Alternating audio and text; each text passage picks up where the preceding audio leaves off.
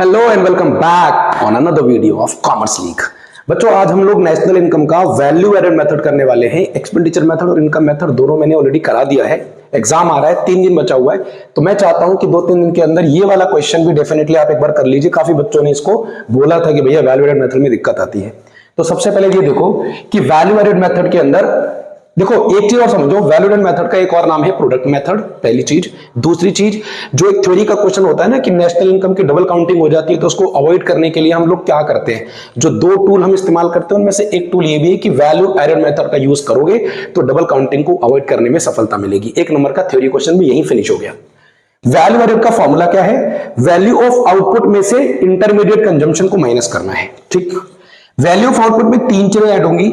Domestic sales जो आप inside में बेच रहे हो, एक्सपोर्ट जो आप बाहर बेच रहे हो, चेंज इन स्टॉक अगर डायरेक्टली दे रखा है तो ठीक है, नहीं तो क्लोजिंग स्टॉक में से ओपनिंग स्टॉक को माइनस कर देना। दूसरे तरह से भी ये क्वेश्चन आएगा, हो सकता है कि वो तुमको चेंज इन स्टॉक वर्ड ना बोले या तुमको क्लोजिंग स्टॉक ना बोले, क्लोजिंग स्टॉक की जगह हो सकता है वो लिख दे लेफ्ट आउट गुड्स या रिमेनिंग गुड्स R2B, या फिर ऐसे बोल सकता है कि remaining goods are in the factory. तो ये सारे टर्म्स इसी क्लोजिंग स्टॉक के हैं, कोई दिक्कत नहीं है ना। बस इनको ऐड करना है तीनों को और माइनस कर देना है जो डोमेस्टिक में परचेज कर रखी होगी या फिर आपने दूसरे देश से जो इंपोर्ट कर रखा है, इन्हें माइनस कर दीजिए। आपका वैल्यू एडेड मेथड से आराम से नेशनल इनकम कैलकुलेट हो जाएगा। इससे जो कैलकुलेट करोगे ये जीडीपी एमपी निकालता है। दूसरा नाम इसका ग्रॉस वैल्यू एडेड भी होता है, तो जीवीएमपी या जीडीपी एमपी एक ही बात है, दोनों सेम है। तो जीडीपी एमपी निकल जाएगा, उसके बाद नेशनल इनकम निकालने में कोई दिक्कत है नहीं। ठीक है, नेशनल इनकम निकालने के लिए फिर क्या करना होता है, वो जो हमारे एग्रीगेट फैक्टर्स हैं उनको करना पड़ता है। लिख दूं क्या? चलो जल्दी से लिख देता हूं। अगर मुझे ये निकालना है और मैंने ये ऑलरेडी निकाल लिया वैल्यू एडेड मेथड से, तो ग्रॉस से नेट पे जाने के लिए क्या करना पड़ेगा मुझे?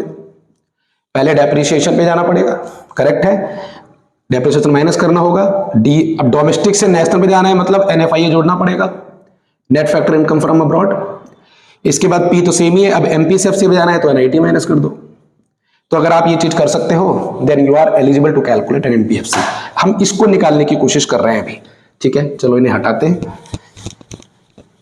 तो हमें GDP MP निकालनी है। ठीक, चलो एक क्वेश्चन करते हैं। Depreciation 20, sales 200, change in stock, change लिख लो या फिर नेट चेंज इन स्टॉक लिख लो, export 10, single use producer goods 120। Now we have to calculate GDP MP या GVA MP। चलो कैसे निकालेंगे? सबसे पहला काम, जीडीपी एमपी निकालने के लिए फॉर्मूला क्या है हमारे पास? वैल्यू ऑफ आउटपुट में पहला क्या करना है? डोमेस्टिक सेल जोड़ना। डोमेस्टिक सेल का है, सेल्स के पीछे डोमेस्टिक नहीं लिखा पर डोमेस्टिक कंसीडर करेंगे 200। ठीक है, प्लस एक्सपोर्ट, एक्सपोर्ट कहां लिखा हुआ है? प्लस 10। क्वेश्चन इसी शेप में आएगा बेटा, चिंता नहीं करनी है। नेट चेंज इन स्टॉक इसे भी ऐड करना है, पर ये ऑलरेडी माइनस में है तो प्लस तो करेंगे, लेकिन है क्योंकि माइनस में।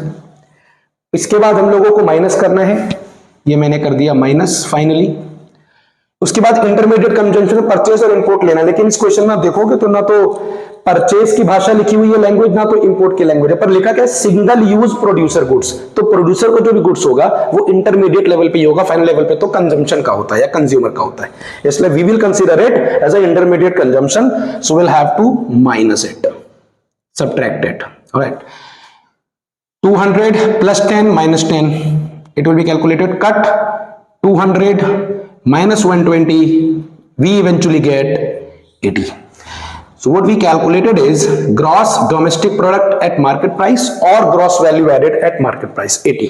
ठीक है, इसी तरह के शेप में आएंगे। क्वेश्चन के 2-3 प्रैक्टिस कर लेना और दिक्कत आए तो मुझे बता देना किसी भी तरह। ठीक है, अब वीडियो अच्छी लग रही हो तो वीडियो को लाइक करो, शेयर करो दोस्तों के बीच में, ज्यादा से ज्यादा शेयर करो ताकि वीडियोस की जो मेहनत है वो सब तक पहुंचे, सबका फायदा हो। चैनल को सब्सक्राइब कर लो, नहीं किया है तो अपने दोस्तों में फैला दो इसको, कुछ जाता नहीं है आपका। सब्सक्राइब करो और एंजॉय करो, बेनिफिट लो। Thank you.